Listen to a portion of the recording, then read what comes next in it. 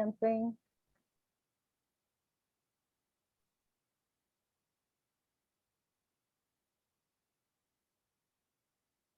E aí, Rafael?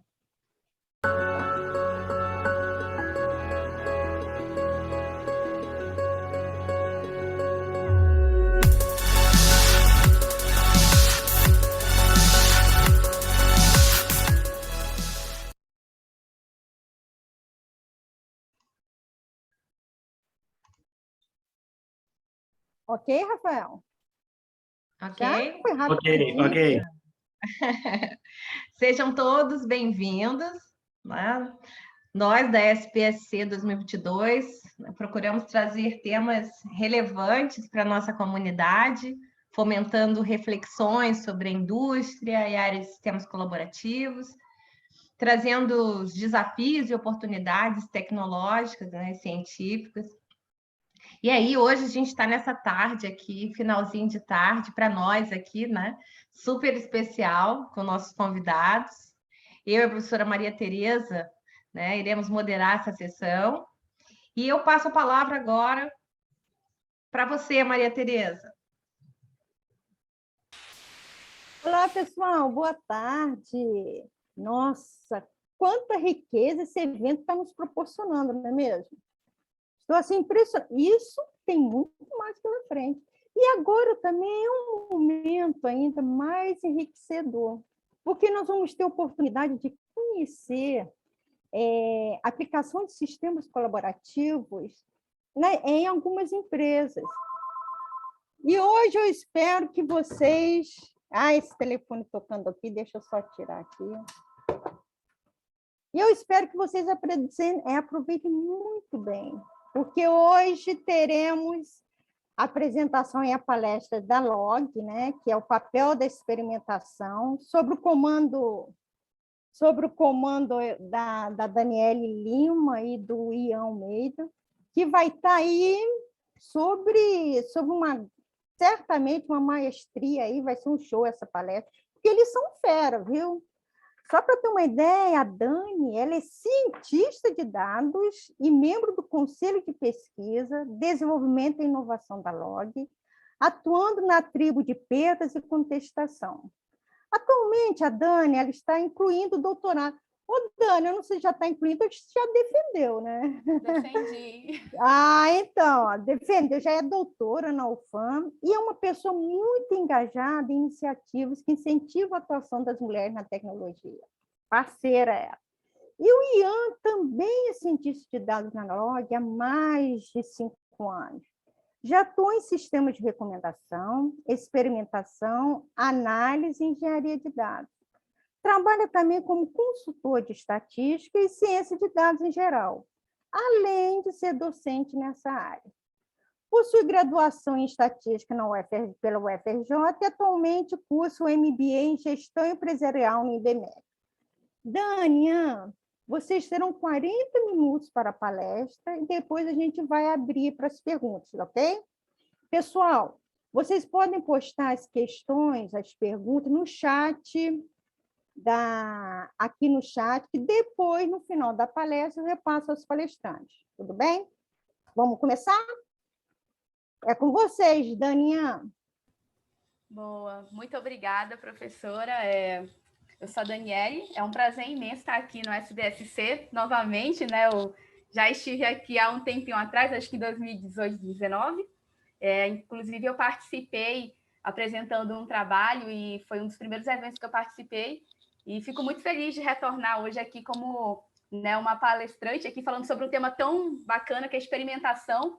E aí a gente vai falar um pouquinho de experimentação no contexto aqui da LOG, que é na logística. Mas antes de falarmos um pouquinho de experimentação, nós vamos apresentar um pouquinho da LOG para vocês. Não sei se todo mundo conhece a LOG. Por favor, Ian, você pode passar? Obrigada. Bom, então a LOG, eu não sei se todos conhecem, mas para quem não conhece, provavelmente já deve ter visto por aí na sua cidade um baú azul com um coelhinho, que é a LOG, né, que ela conecta aí o Brasil reinventando a logística por meio da tecnologia. Então, as entregas de pacotes atualmente, né, então, são, né, quando tem um baúzinho azul, é a LOG entregando ali o pacote e conectando aí todo o país. e fazendo aí esse trabalho tão bonito, né, de conectar as cidades, de conectar as pessoas, né, reinventando a logística por meio da tecnologia. O próximo, por favor. E aí, a gente entrega atualmente mais de 300 mil pacotes por dia. Nós temos mais de 3 mil loggers trabalhando. Nós já temos uma cobertura de 100%, né, das cidades brasileiras. Então, isso daí é maravilhoso. A gente já consegue conectar ali ribeirinhos, pessoas do extremo norte com pessoas do sul. Então, é algo muito maravilhoso e super interessante, né? E já temos aí mais de 35 milhões de entregas, isso em 2020. E a gente, mês após mês, ano, né, após anos, a gente consegue aí passar e romper essa quantidade de entregas, né, que a gente tem aí, vem fazendo. O próximo, por favor. Boa.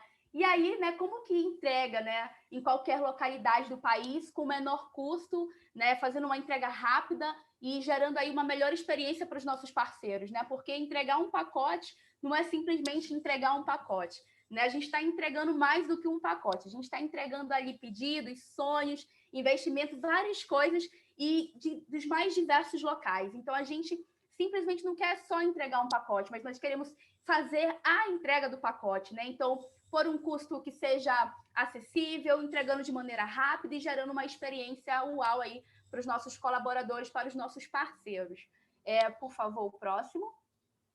E aí, né, para fazer essa entrega, muitas pessoas não sabem, mas envolve todo um time de tecnologia, né, além do time de operações e tudo mais. Mas quando a gente volta para a tecnologia, quando a gente fala de reinventar a logística por meio da tecnologia, a gente está falando de um time ali que envolve um squad e várias pessoas que são desde gestão de produto, que é o PM, o Product Manager, nós temos pessoas de designer e UX, temos engenheiros de software, temos os datas, né, que são eu e Ian, né, as pessoas que trabalham aí na parte de data science.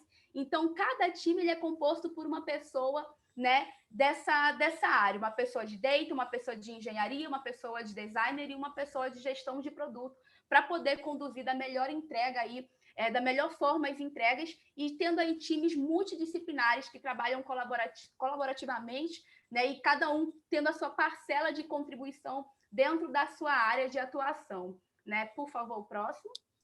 Só complementando, eu já trabalhei na Globo.com, no iFood e agora a Log, e é de longe a empresa mais diversa que eu já trabalhei, né? Tanto em relação à raça quanto a gênero, né? Então, isso é bem legal, bem relevante. Muito bom, boa. E aí, quando a gente também fala, né, dessa parte de tecnologia, né, então, como o Ian também bem ressaltou, a questão de diversidade, então a gente também traz aqui a questão ferramental que nós utilizamos dentro da Log, né, então o time de tecnologia, então a gente tem ali, né, dentro de cada quadradinho ou retângulo, a gente separou ali algumas áreas, então, para quem tem aí esse interesse ou essa vontade de ingressar, então aqui a gente tem algumas das tecnologias que nós utilizamos, então o Júpiter, o Spark, o Pandas, o R. Mas eu estou vindo da academia, eu implemento, eu faço estatística com R, com SPSS, tem problema não. Você pode vir e aqui é o seguinte, você usa a ferramenta que você tem domínio, independente de qual ferramenta seja. É o SPSS? Pode usar. É o R? Pode usar. É Júpiter? Usa aquilo que você domina, porque é isso que importa. A gente quer ver todo mundo bem e gerando o seu trabalho ali com qualidade. Então, a gente tem aqui várias ferramentas que a gente utiliza, então também aqui questão da Amazon, do Redshift, o Postgres, o Elasticsearch, e aí várias outras ferramentas, o Looker, Kibana, Grafana, o GitHub, o CircleCI. Então, temos várias ferramentas que são utilizadas, e aí também lembrando que você não precisa ter domínio de todas, tá? Não. Aqui a gente só está mostrando algumas. Eu, por exemplo, não tenho domínio de todas, não. Eu tenho domínio daquilo que é da minha área de data, né? Então, e aí uma ou outra de engenharia a gente vai lá e aprende também, tal, mas aqui só para mostrar algumas das principais ferramentas que nós também utilizamos dentro do contexto de tecnologia. E aí, próximo, por favor.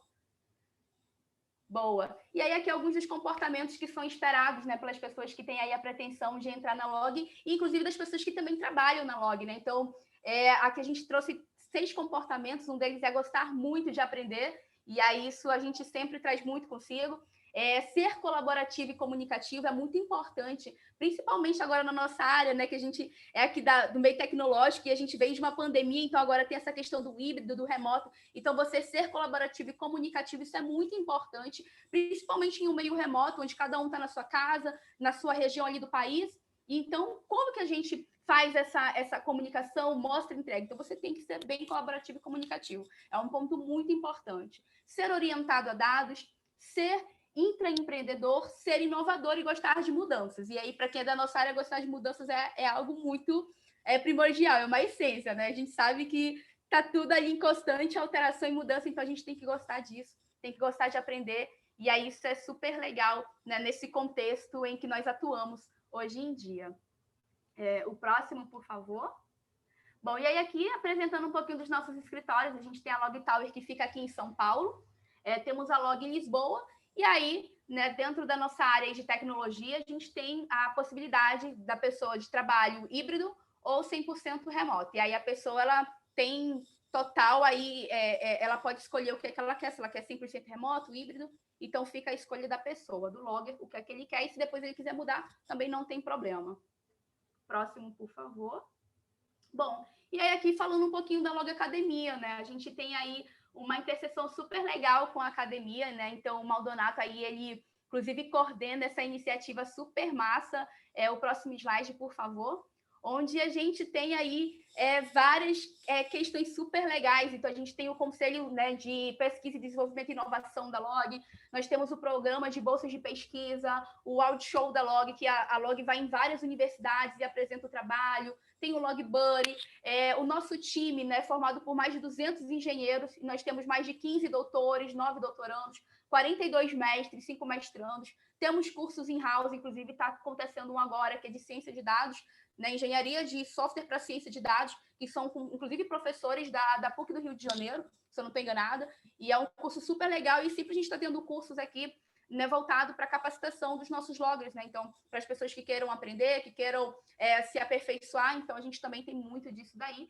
E aí aqui algumas temáticas de interesse, né? Então, pesquisa operacional, inteligência artificial, mineração de dados, computação de alto desempenho, engenharia de software, data science e várias outras. Bom, e aí o próximo, por favor. Bom, e aí aqui eu trouxe para vocês a questão do trainee acadêmico, né, que é a possibilidade, né, de quem está saindo aí da academia, seja finalizando um mestrado ou um doutorado, e tem vontade de entrar aí nessa questão da indústria e aplicar aí todos esses seus conhecimentos. Então, a gente tem aí o trainee acadêmico, que inclusive foi o meio pelo qual eu entrei na Log, né? Então, aí no finalzinho de 2019, eu fui contratada pela Log, ela foi da UFAM, e aí lá eu conheci ela, fiz todo o processo, e aí entrei como trainee finalzinho de 2019, eu estava finalizando um doutorado e a Log me contratou. E aí o legal é que a gente contrata muitas pessoas que estão finalizando um mestrado ou um doutorado, e é super interessante porque a gente entende que o seu mestrado e o seu doutorado é sim anos de experiência e de contribuição que você teve. Então, a gente conta isso também como experiência. Então, quando você termina o seu trainee, você tem a possibilidade de entrar como pleno, como sênior, como júnior. Então, isso eu acho muito legal, né? Principalmente para a gente que sai da academia e tem pretensão de entrar aí na indústria e aplicar os nossos conhecimentos e ter toda essa vivência. Então, fica aí essa sugestão, caso alguém também tenha vontade no futuro. O trainee tem duração de 3 meses e quando termina esse período, você pode ser efetivado e quando é efetivado, aí também tem essa escolha de qual nível você vai ficar. Mas, assim, é tudo muito interessante, muito legal. Você tem ali pessoas que vão te acompanhar no desenvolvimento e que vão te possibilitar esse crescimento profissional, né? Então, é isso, gente, em relação à Log. Bom, e agora, sem mais delongas, vamos falar um pouquinho, os reconhecimentos, né? Eu não posso esquecer disso. Então, a Log está aí entre as top startups do Brasil, tá também no Glassdoor como os melhores lugares para se trabalhar e também pelo Great Place to Work, né? A gente tem aí a certificação em 2021. Mais alguma coisa? Eu acho que tem mais um. Ian, pode passar, por favor? Aqui são as nossas redes sociais e embaixo o link do carreira.log.com, caso alguém tenha vontade aí de ver quais são as nossas vagas e se candidatar para alguma das vagas, tá certo? Agora sim, sem mais delongas, vamos falar de experimentação. Fica à vontade, Ian. Boa. Então, acho que todo mundo já deve ter tido um contato com experimentos em geral, né? Ou algum tipo de teste que realizou. Não é novidade que experimentação vem, né, de um método científico, onde você tenta comprovar uma hipótese com um certo nível de confiabilidade, né? Então, já é feito há muito tempo, a gente não não está aqui para tentar reinventar a roda, na verdade é para usar tudo isso que a gente já tem, né? E mostrar como que a gente usa tudo isso aqui na log. Então, por que experimentação, né? No fim das contas, o que a gente quer é provar causalidade, né? Então, a gente sabe que correlação não implica causalidade. Se implicasse, seria incrível, né? A vida seria muito mais simples. Mas o que a gente está tentando fazer é... A minha ideia, quando eu colocar em prática, vai ter o mesmo resultado que eu imaginei quando eu tive essa ideia, né? Então, se eu criar um novo sistema de alocação de rotas para as pessoas entregadoras da log, né? Isso vai ser melhor de alguma maneira ou não, né? Então, ao invés da gente simplesmente confiar na palavra de uma pessoa muito técnica, ou muito especialista, com muita confiança, muito conhecimento na área, a gente coloca isso no ar e testa para ver se realmente faz sentido aquele resultado ou não.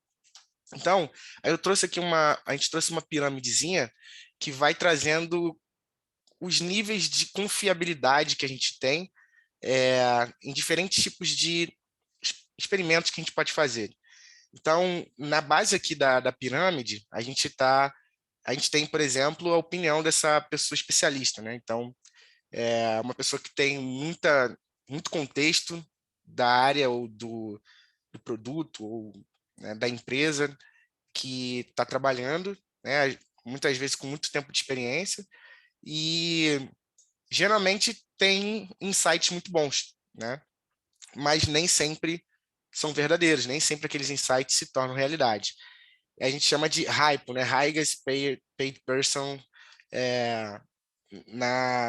que seria a pessoa mais bem paga da sala, né? Que geralmente diz, olha, vamos para lá. E aí todo mundo vai para lá porque essa pessoa está dizendo, né? E também aqui estão os estudos de casos, né? Então você pega pequenos grupos de pessoas, tenta tirar insights do que elas acham e tenta seguir por esse caminho.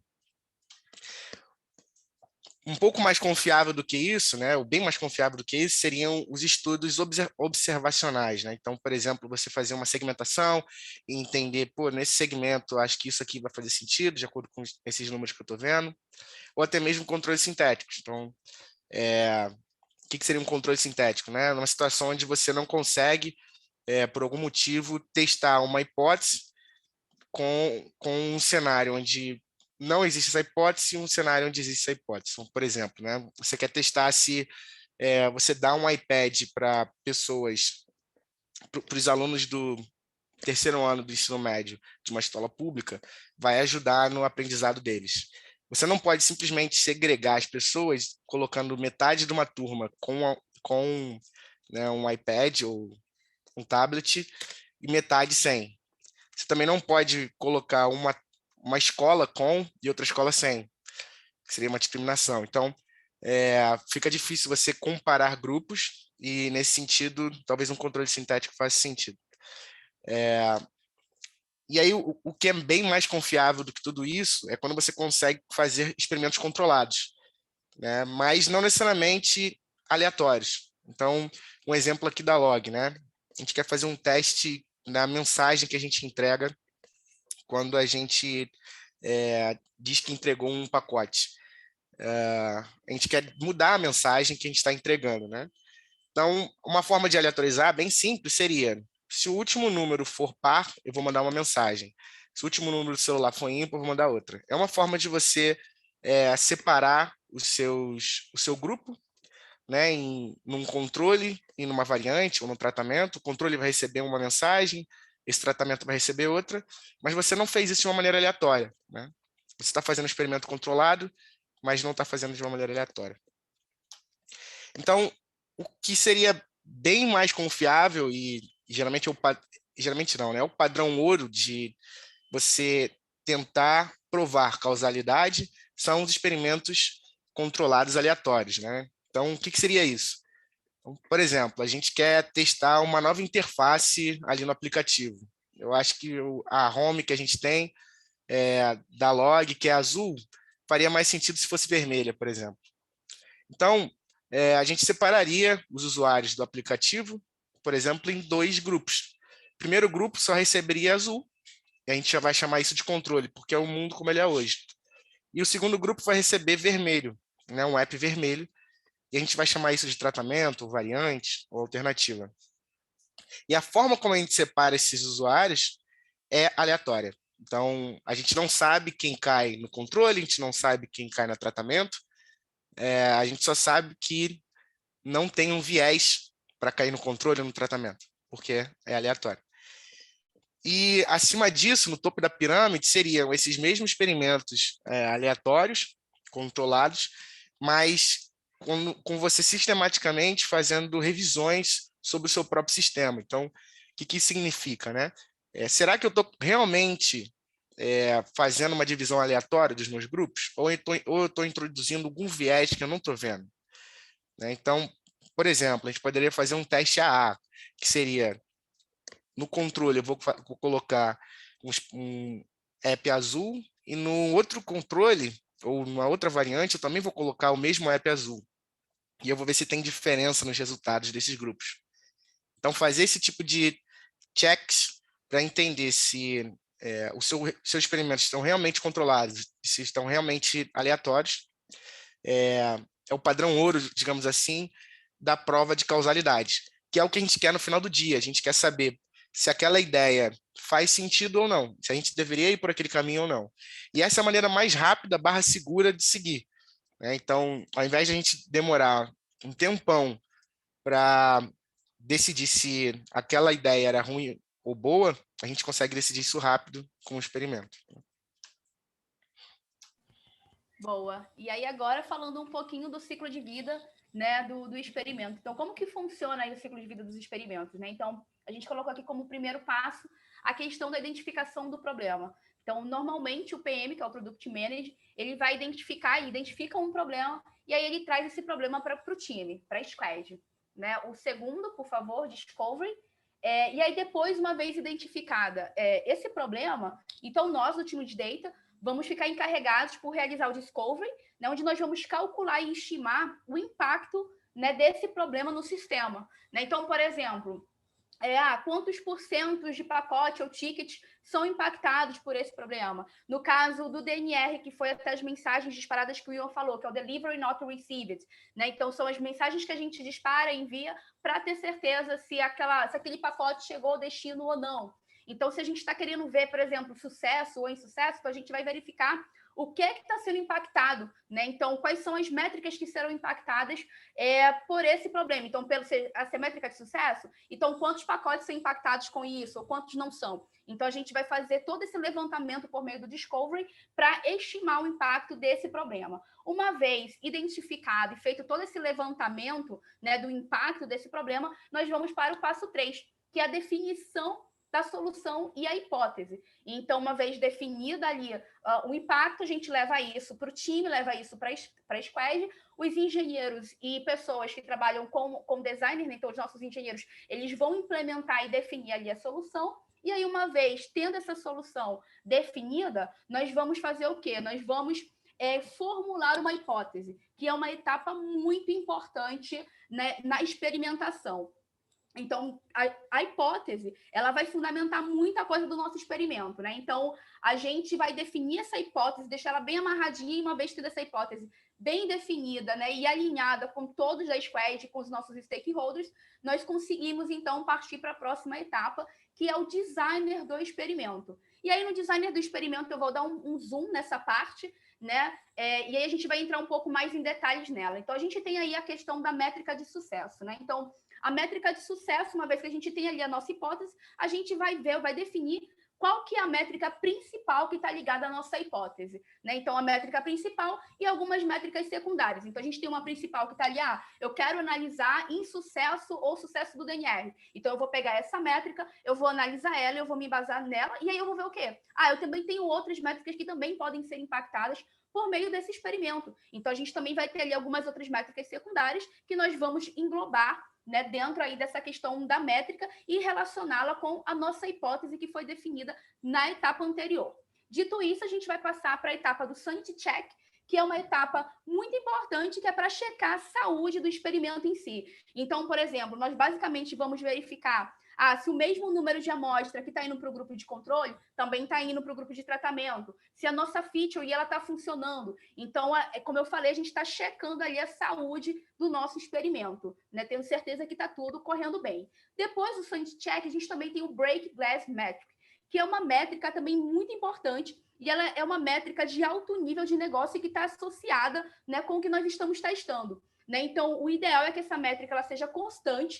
Por quê? Porque se a gente percebe, né, liga o experimento e percebe que essa métrica cai, a gente, tem que parar o experimento, tem que pausar e tem que investigar o que é que está acontecendo. Pode ser algum fator externo que coincidiu ali no mesmo período do experimento, mas nós temos que parar. Por quê? Porque essa métrica ela é como se fosse o patamar para a gente saber se o experimento está causando algum impacto negativo ou não na empresa. Então, a gente tem que ter esse acompanhamento, né? Porque tudo que a gente faz pode ter uma interferência, e nós não queremos que tenha uma interferência negativa. Né? Então, caso isso aconteça, a gente pausa ela, para, investiga até ter uma noção do que está acontecendo ou não.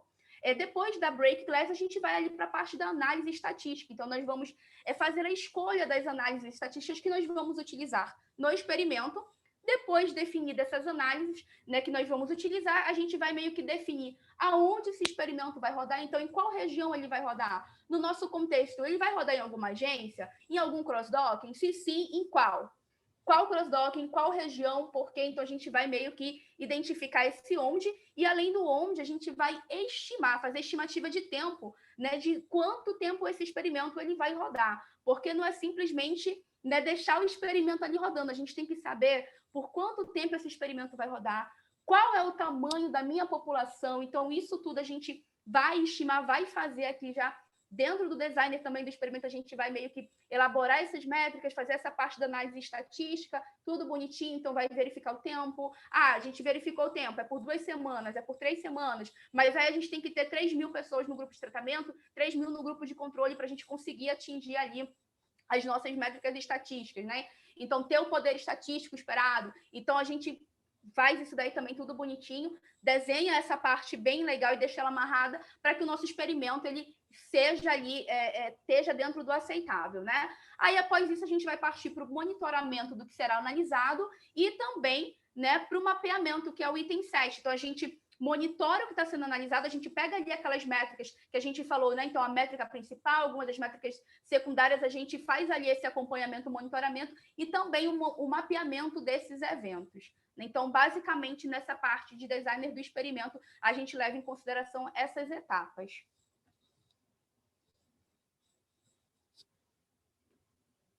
Boa. Então, como a Dani falou, né? Depois que o experimento está no ar, a gente acompanha o experimento. E aí é bem importante dizer que a gente não toma decisões durante esse período que foi definido no design do experimento, né? A gente definiu por quanto tempo ele deveria rodar. A gente não toma decisões com base na nossa métrica de sucesso. A não ser que aquela break glass metric ou health metric seria uma métrica que a gente não pode impactar negativamente, né? Ela seja ferida, a gente não para o experimento. Então, eu tô vendo que a métrica de sucesso eu defini que eu vou rodar o experimento por 2 semanas. E a minha métrica de sucesso está indo muito bem nos primeiros 3 dias. Beleza, já tem minha resposta, vou parar o meu experimento? Não. Por quê? Porque a gente definiu 2 semanas. No mesmo posição, né? Se estiver indo muito mal, eu vou parar meu experimento? Não, porque você definiu 2 semanas. Pode ser que tenha uma mudança de comportamento e você quer ver isso também. Geralmente, principalmente nos casos da log, né? A gente tem muita sazonalidade, então uma segunda-feira é muito diferente de um domingo, que é muito diferente de uma quinta, né? Em termos de entrega. Então, a gente quer ver o comportamento da nossa hipótese em todos os dias da semana, né? Então, na parte de análise estatística aqui, né, e principalmente no deep dive dos dados, a gente tem algumas formas de tomar decisões em cima dos nossos resultados. Então, vamos dizer, olha, passou as 2 semanas de experimentos, eu já tenho todos os dados que eu preciso para fazer as minhas análises, então eu vou partir para essa análise, né? Que tipo de análise que a gente faz? Então, como que a gente resolve a pergunta, né, o problema de devo ir por esse caminho ou não? Porque no fim das contas é isso que a gente quer saber, né? A gente deve seguir em frente com essa ideia ou não? Então, o mais comum, né, é a gente fazer um teste AB, e aí no teste AB, né, no fim das contas, o que a gente está fazendo? A gente tem um A, que a gente geralmente chama de controle, e um B, que a gente pode chamar de tratamento. O controle como eu disse, o mundo como ele é hoje, é o status quo, é o que você já tinha antes da sua hipótese, e o B é um grupo que está recebendo a sua hipótese, está recebendo a sua ideia, está sendo impactado por essa nova realidade. E você quer entender se existe uma diferença significativa entre A e B, né? Então, a gente tem algumas formas de analisar resultados de um teste AB. A gente colocou 3 aqui, né? Testes frequentistas, algoritmos de bootstrapping e testes bayesianos ou inferência bayesiana, né? A gente vai falar um pouco sobre os 3 que a gente tem feito aqui na log. Então, nos testes frequentistas, em geral, o teste de Welch, né, que é quando você assume que as variâncias são diferentes para os 2 grupos, né? É um bom teste para diferença de médias. Então, nesse caso aqui, né, a gente está fazendo um teste de hipótese, onde sobre a hipótese nula as médias são iguais, sobre a hipótese alternativa, aí você pode escolher, né? Mas geralmente a gente coloca como as médias são diferentes. E no t-teste, né, a gente está assumindo que a gente não conhece as variâncias, então a gente está tentando estimar pela variância amostral. E no de Welch, essas variâncias são diferentes, né? E por alguns testes, né, já publicados, ele tem um bom... o poder do teste de Welch, né, é geralmente maior ou igual que o t-teste comum, e então assim, é uma forma conservativa de você fazer um teste, né, assumir que as variâncias são diferentes. E faz muito sentido quando a média é uma boa estimativa para a nossa métrica de sucesso. Por quê? Né? Porque o t-teste ele é entre médias, né? Você está assumindo que a média tem uma distribuição t-student, né? Quando a gente não conhece a variância. Então, a gente olha para as médias da nossa amostra da métrica de sucesso, né? Tanto no controle quanto no tratamento. E quando a média é uma boa estimativa, então faz muito sentido usar esse tipo de teste, né? Então, acho que todo mundo já deve ter visto aí um gráfico parecido com esse, né? Então, algumas vantagens dessa abordagem, né, é que é fácil de calcular o p-valor e o poder do teste, né? Ou tem a fórmula, né, em algum livro, né, ou já tem até implementado aí na comunidade, na internet. É muito utilizado, então existe muita referência para esses tipos de testes. É fácil a tomada de decisão, então você pode escolher, pô, com 95% de confiança, eu aceito que são diferentes ou não, né? E é fácil calcular o tamanho da amostra necessária para o teste, né? Então, tem várias calculadoras aí na internet que calculam o tamanho de teste para você. Então, bem, em geral é simples calcular esse tamanho da amostra, porque a fórmula é conhecida. Só é um pouco mais difícil quando você não conhece a variância, né? E nem consegue estimar.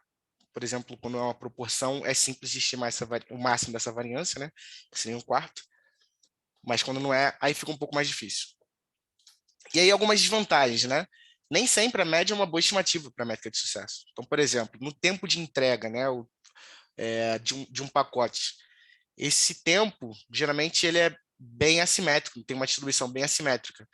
Ou seja, né, a média ela não é uma boa estimativa para esse caso, né? Então, talvez não faça sentido fazer um teste entre médias, porque por mais que pelo teorema do limite central, né, essa média vai ter uma distribuição normal, a média talvez não vá ser um bom representante do que é a minha realidade, né? Então, talvez não faça sentido olhar para ter essa abordagem, né? Para mudanças pequenas, precisamos de amostras muito grandes. Então, para pequenas diferenças entre as médias, né, geralmente, dependendo da variância, a gente precisa de amostras muito grandes, e nem sempre a gente tem esse caso. E, por fim, usar 95% de confiança ou 99%?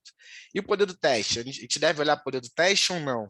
Então, essas análises podem ficar um pouco subjetivas e a sua vontade de que a sua ideia dê certo pode influenciar nesse caso. Então, isso pode ser um problema. Vai lá, Dani. Boa. Obrigada. E aí, seguindo daqui, né, uma outra técnica que a gente também pode utilizar é o algoritmo de Bootstrap, né, que ele é muito utilizado em desenho de experimentos, e aí ele pode ser entendido como uma amostragem com repetição, né? Então, ele que nem segue até nas figurinhas aí ao lado, né? Então, a partir da amostragem com repetição, né, o Bootstrap, nós conseguimos estimar como que ficaria a distribuição aí do grupo sujeito ao experimento para diferentes valores do efeito do que nós desejamos observar, né? Então, a partir de um conjunto único de dados, nós conseguimos criar aí várias amostras simuladas, né? E aí ele permite aí o cálculo de erro padrão, intervalo de confiança e testes de hipóteses, né? Ele também é muito utilizado aqui na Log. Então, um exemplo também clássico que a gente, por exemplo, teve um experimento onde nós estávamos analisando tickets, né, de solicitações de pacotes. E aí, ticket, a gente pode ter um ticket, uma solicitação que ela é fechada tanto em horas quanto pode levar dias, né? E aí a gente precisava analisar isso, mas nós não tínhamos um tempo muito grande ou expressivo para poder esperar o fechamento desses tickets que levam dias. Então, a gente pegava, como a gente tinha aí, né, uma população, uma amostragem bem distinta, com características bem distintas também, o algoritmo de Bootstrap ele ia ser bem interessante para a gente nesse sentido, uma vez que a gente consegue fazer essa aleatorização, né, de amostras a partir de uma única amostra de dados. Então, a gente consegue gerar aí um tamanho super interessante para conseguir analisar esse nosso conjunto de dados, né, daquilo que vai participar aí do experimento. E aí, dentro desse contexto, a gente tem algumas vantagens e desvantagens da utilização do Bootstrap. E aí, a vantagem dele, né, os elementos escolhidos aleatoriamente com reposição a partir de uma amostra original, que é justamente a parte anterior que eu falei para vocês, né? Então, a amostragem por repetição, a partir de uma base de dados, a gente consegue, né, da base original, a gente consegue gerar ali várias outras amostragens, então, a questão da repetição, e a gente consegue estimar como que ficaria a distribuição aí do grupo, né, que nem eu falei para vocês, e aí identificar, né, a questão do grupo de diferentes valores, e aí o efeito disso com base naquilo que nós queremos observar. E aí ele também não necessita de muitas suposições para poder estimar os parâmetros das distribuições de interesse, né, uma vez que ele fornece respostas aí precisas e tem um entendimento fácil quando a gente utiliza aí esse tipo de abordagem, esse algoritmo. E aí uma desvantagem dele, né, que a gente tem, ela está ali mais relacionada no próximo slide, por favor, né, com, por exemplo, a estimativa de erro padrão, né, que ela pode ser obtida ali via também o Bootstrap, né? E aí o erro padrão, ele é uma estimativa separada para cada amostra de Bootstrap. E aí uma vez que a gente utiliza, né, ele e aí utiliza o próprio Bootstrap para poder gerar a estimativa, então a gente acaba tendo o quê? Um Bootstrap dentro de outro Bootstrap, que torna o método mais caro computacionalmente, né? Então, essa aí alguns dos pontos também que a gente trouxe em relação a esse método. O próximo, por favor. Boa. Boa. Então, no caso da inferência bayesiana, né, a gente não está olhando simplesmente para um teste, geralmente a gente tenta achar, né, a distribuição dos nossos dados, e nesse sentido a gente consegue fazer, então, a probabilidade do tratamento ser maior do que o controle, ou menor do que o controle, por exemplo, né?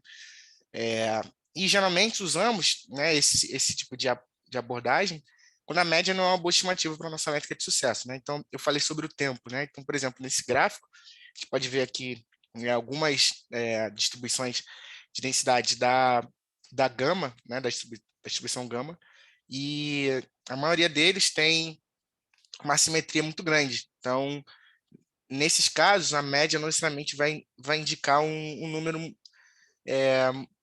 que representa a realidade para a gente. Então, olhar para a distribuição dela talvez faça mais sentido. Então, algumas vantagens que a gente tem, né? Então, por exemplo, a gente não precisa fazer nenhuma transformação nos dados, não precisa necessariamente olhar só para uma estimativa, como, por exemplo, a média, né? E a gente consegue detectar pequenas melhoras, né, no tratamento em relação ao controle, que a gente consegue olhar para a probabilidade de um ser maior do que o outro, ou a probabilidade de o tratamento ser menor ou maior que uma constante, enfim. Tem uma interpretabilidade maior dos resultados, porque a gente está olhando para os dados originais, né? Então, nesse sentido, a gente consegue olhar realmente como esses dados se comportariam. E a gente consegue, né, usar a gente pode, né, usar informações anteriores. Então, a gente pode usar priores informativas para chegar nas nossas posteriores, né? e a gente não precisa de tanta amostra para resultados confiáveis, né? Então, até porque quando a gente usa priores informativas, né, a gente já tem uma informação do passado. E aí algumas desvantagens, né? Quanto é um tamanho de amostra suficiente, né? Não existe uma fórmula padrão, como no caso, né, dos testes frequentistas, do que é um tamanho confiável para testes bayesianos ou inferência bayesiana, né? Existem alguns papers falando sobre isso, mas não tem uma única fonte da verdade, digamos assim. Então, as soluções matemáticas também são mais complexas, né? Então, é uma estatística um pouco mais avançada, que envolve um conhecimento de inferência bayesiana, né? Que nem todo mundo tem. E, aqui, de novo, as análises podem ficar um pouco subjetivas, né? Então, qual a probabilidade de corte, né? Então, a partir de qual probabilidade eu deveria ir por um caminho ou seguir no controle, né?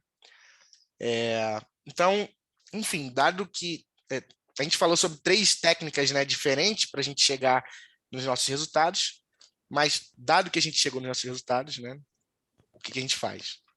Boa. E aí, beleza, a gente fez tudo isso, analisamos tudo, e aí a gente chega na parte de recomendação, né? E aí o que é que a gente vai recomendar?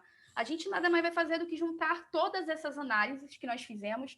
Vamos, né? Às vezes a gente também gera um relatório, elabora uma apresentação, né? E aí apresenta esses resultados para os nossos stakeholders, né? E aí a gente mostra isso daí e faz uma recomendação, né? E aí essa recomendação, gente, ela olha, foi satisfatório ou não, né? Vai de encontro com a hipótese ou não, né? Se não vai, a gente tem que ser muito sincero para falar, olha, porque se não dá certo também é um resultado, e é um resultado muito importante de ser dito, né? Porque é um caminho que a gente sabe que, olha, no futuro a gente não vai seguir por esse caminho, né? Então a gente faz essa apresentação, junta ali, deixa tudo bonitinho para poder apresentar para as pessoas e falar e justificar do porquê não ou do porquê sim, né? Então, se porquê não, ó, esquece essa tela, esquece isso daqui, a gente vai continuar com o que a gente tem, ou se é satisfatório, ok. A gente conseguiu, né, foi ali de acordo com o poder estatístico, a gente conseguiu alcançar o que nós queríamos, ou também pode acontecer uma outra coisa, que aí o próximo, por favor, que é quando a gente tem uma recomendação que é satisfatória, né? E aí mais um, por favor. Porém, a gente percebe que a gente precisa refinar. Tipo, olha, o resultado foi ok, mas nós ainda podemos refinar, né? Então, aí o time de engenharia vai refinar a solução, nós vamos redefinir a hipótese, e aí a gente pode partir para um segundo round aí de experimento. Então, quando a gente percebe a possibilidade de refinar aquilo que a gente fez, as questões de melhorias, e aí a gente pode fazer isso, né? E quando percebe que dá para fazer isso, é super interessante fazer, né? E aí, gente, em relação a isso, o próximo slide, por favor, do ciclo, é basicamente isso, e a gente trouxe aqui alguns desafios, né? Então, quais são os desafios da experimentação, né? Quais são os desafios que a gente encontra, né? Então, próximo, por favor.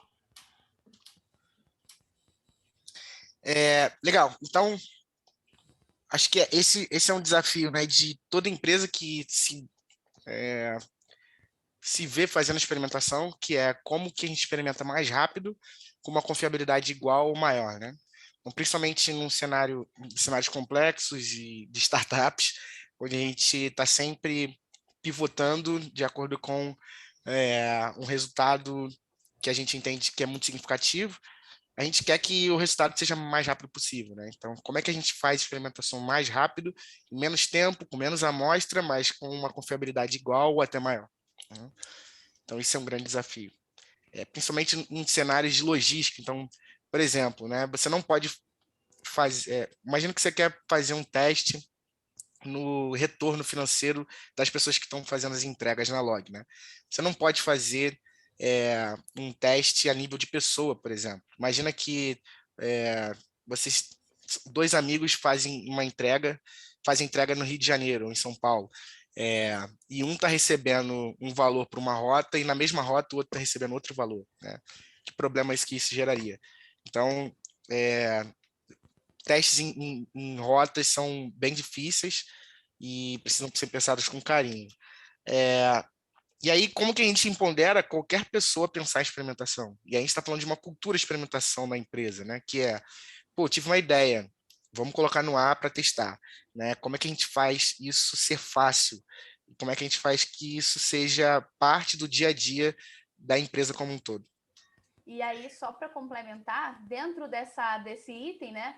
Às vezes a gente pensa assim, mas é tão fácil gerar experimento? Não, porque a gente tem que vender, né, essa cultura da experimentação, do tipo, olha, nesse cenário aqui é importante. E aí, às vezes, a gente tem que vender isso para as pessoas também, né? Então, essa questão de empoderar é muito interessante.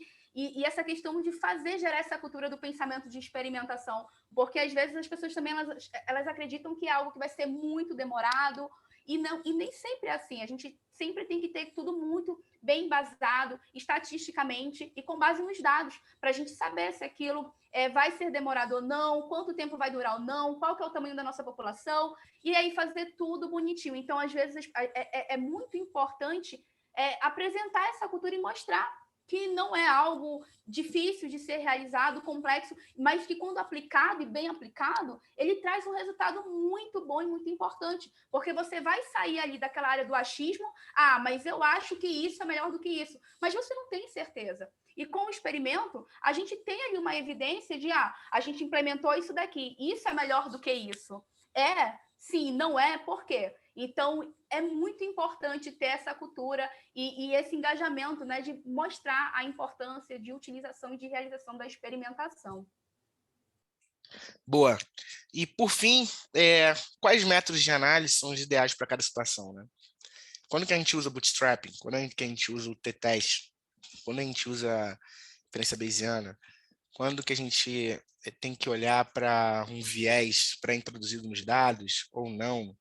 Quando a amostra é pequena, o que eu faço? Quando a amostra é grande, o que eu faço? Em testes de rotas, em testes de frota, em testes de usabilidade no app. Então, são muitos cenários que a gente tem e o mesmo método não vai dar conta de resolver todos esses cenários. Então, a gente precisa pensar em quais são os ideais para cada uma dessas situações. E, enfim, acho que quer falar, Dani? Não, acho que é isso. Assim, aqui algumas das referências que nós trouxemos aqui, que utilizamos para embasar a nossa apresentação, são referências bem interessantes aí para quem também tiver interesse. E é isso, gente. Muito obrigada aí por esse momento, né? E espero que todos tenham gostado e aproveitado essa palestra. Qualquer dúvida, fiquem super à vontade para perguntar. Dani e Ian, parabéns aí pela palestra, muito interessante. Eu achei até um ponto que eu destaco muito, você falar da cultura, não deixar a cultura do achismo, né? A experimentação é todo um processo que dados, fatos, estatística, é um processo colaborativo também, né? Você entra, acho que não tem como. Me fez lembrar o design thinking, não tem nada a ver, mas como a gente está trabalhando com colaboração, eu acho que é um fato e não tem como a gente escapar. Sim. E aí, por isso, a questão dos times multidisciplinares, né? Que é muito importante. Então, você vê que desde lá do início, então a gente tem a definição que traz, né? Que chega ali da definição do problema via um PM, que é um Product Manager, alguém de produto. Aí a gente tem a parceria ali de engenharia que vai definir ali a implementação junto com o time de designer e UX. E aí, junto com a gente do time de dados, né, a gente vai meio que gerar aí as estimativas, fazer todas as análises estatísticas e mostrar o impacto, né? Da utilização desse experimento, o impacto em relação ao problema que foi levantado. Então, no final, é isso. Os times multidisciplinares, onde uma pessoa vai ajudando com o seu conhecimento dentro aí dessa cultura de experimentação. Então, é algo muito legal e bem colaborativo. É um casamento, experimentação e colaboração, um casamento perfeito, né? Bom, pessoal, vamos abrir para perguntas. Alguém quer fazer alguma pergunta para os nossos palestrantes? Quem é? Bruno? Bruno, você quer colocar no chat ou quer perguntar para o microfone? Pode abrir o microfone. O Bruno quer fazer uma pergunta, é isso? Quer. Eu acho que ele não está conseguindo abrir o microfone. Agora sim, agora abriu. Flávio. Diga, Bruno. Oi, Dani, oi, Ian. Adorei a palestra. Eu achei que eu fosse ver mais da log, eu vi uma aula de experimental, eu achei o máximo. E aí, o que eu quero saber de vocês? Qual foi o impacto desses trabalhos de vocês com experimentação na log? O que a log ganhou com isso? O que isso trouxe de benefícios para a empresa? Tá bom? Olha, a gente tem vários exemplos práticos, né? Então, por exemplo, um dos experimentos assim que eu super me recordo, por exemplo, foi a questão que eu acho que eu até cheguei a comentar do Bootstrap, né? Que a gente utilizou ali para identificar. A gente queria, então, assim, primeiro, qual que era o problema, né? A gente queria reduzir o tempo de fechamento de um ticket, né? Então, a gente queria resolver em tempo hábil. Então, esse era o nosso objetivo. Como que a gente faz isso? Então, a gente levantou ali uma proposta, né? O time de engenharia implementou isso, e aí colocamos isso em prática, né? Tivemos ali o grupo de tratamento, o grupo de controle e tratamento. Então, um grupo, né, ele permaneceu com o que estava e o outro ele utilizou ali, ele estava com a feature que nós implementamos. Né? Então, beleza. Então, a gente já tinha feito ali a estimativa de tempo, período, local, e aí a gente passou a rodar esse experimento. Quando terminou, então, assim, o legal, né, por exemplo, do acompanhamento do designer do experimento é que você tem a chance de ver ali em tempo real se aquilo está tendo impacto ou não. E aí a gente começou a ver que, opa, estava tendo impacto. Né? Então, a gente estava conseguindo finalizar os nossos tickets em questão de, por exemplo, em 3 horas a mais. Então, assim, isso é um ganho muito importante, né? Porque se a gente consegue fechar em horas a mais do que nós fechávamos antes, né? Então, reduz esse tempo, então a gente consegue ter uma resposta mais rápida ao nosso embarcador, uma resposta mais rápida ao nosso cliente. Então, por isso, a importância, né, da gente rodar o experimento. Então, às vezes a gente, mas você já tinha certeza, poderia fazer direto. Poderia, mas não é o legal, porque aí a gente tem o quê? O achismo. E o achismo não é o ideal. A gente precisa ter uma confirmação, uma validação, porque se não der certo, a gente tem que ter aquilo embasado e justificado do porquê que não deu certo. Então, esse é dois exemplos, mas a gente tem vários exemplos práticos. Tanto de experimentos que a gente viu que, olha, foi de acordo com a nossa hipótese, assim como nós também tivemos experimentos que, olha, não tivemos um resultado satisfatório. Mas isso significa que nós não tivemos um resultado? Não. Significa que nós tivemos um resultado muito bom. Ele só não foi de encontro com a nossa hipótese. Mas a gente já sabe que esse caminho aqui a gente não vai seguir. Então, a gente também gosta muito de deixar isso claro, né? Porque tem pessoas que costumam dizer que, mas não deu certo, então eu perdi tudo. Você não perdeu, você ganhou. Isso é muito bom, quando você sabe que algo não dá certo, porque evita que você ou outras pessoas, né, possam ir no futuro por aquele caminho de novo. E é legal que isso aí evidencia, né, a importância do conhecimento científico dentro da indústria, né? Exatamente. Legal.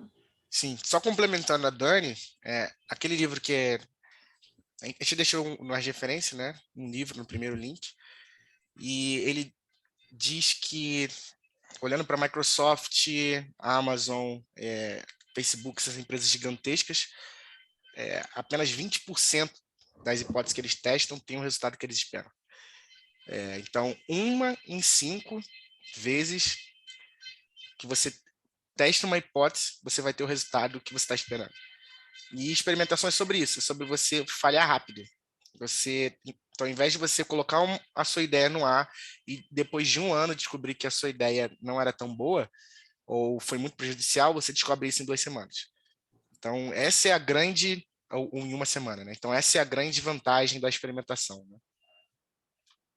Nossa, essa experimentação de vocês está rápida, hein? 1 semana, legal. Show de bola. Então, é uma dinâmica, né, Bruno? A Daniele me empolgou aqui, porque ela vai numa dinâmica toda apaixonada aqui, contando um pouco, e usando uma nomenclatura que não é comum. Quer dizer, para nós é um evento científico, mas foi o que o Bruno, a mesma sensação eu tive do Bruno, né? Fala da log. Não, você falou de ciência, falou de método, né? Isso para nós é um ganho incrível, porque você consegue fazer os links e ver a importância dessas conexões, né? Eu fiquei com uma dúvida não, uma curiosidade, na verdade, né? Com os modelos, né? O método usado, ele é aplicado em equipes diferentes. Vocês conseguem definir as equipes que vão estar fazendo uma primeira rodada, depois... Eu queria entender um pouco isso, da apresentação eu não consegui capturar essa informação, tá bom? Obrigada. Imagina, a gente consegue sim. Quando a gente vai aplicar, então, por exemplo, às vezes a gente pode aplicar numa agência de uma determinada região, então tudo isso é levado em consideração, tudo isso a gente vai avaliar, então, ou num cross-docking, ou a gente delimita, então, a gente consegue levar isso em consideração. o nosso time. Então, assim, a gente está trazendo aqui uma visão da tribo de perdas e contestação, mas nós temos várias outras tribos dentro da Log, que agora a gente está mudando para ABUs, né?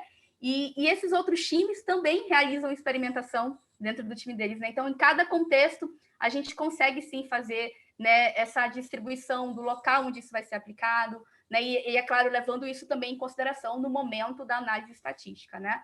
Para não gerar nenhum viés e para a gente conseguir aleatorizar da maneira mais adequada possível a nossa amostragem. No fim das contas, também é uma... depende muito de o que a gente consegue operacionalizar. Então, eu consigo operacionalizar um teste em todas as agências do Brasil? Não sei. Eu consigo operacionalizar nas agências de São Paulo? Ou em uma agência em cada região, 2 agências em cada região? Isso vai ser suficiente para a gente provar causalidade? Ou vai ter um viés muito grande por região? Então, tudo isso vai entrando na conta também.